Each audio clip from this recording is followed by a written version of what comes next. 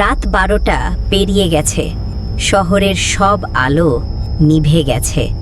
শুধু শেষ বাস স্ট্যান্ডে একটা ম্লান লাইট টিমটিম করছে।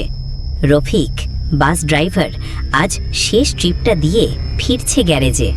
কিন্তু বাসে বসে আছে একমাত্র একজন যাত্রী, এক মেয়ে, সাদা শাড়ি পরে চুপচাপ জানালার পাশে বসে আছে। আপা, নামবেন কোথায়? মেয়েটা কোনো উত্তর দিল না।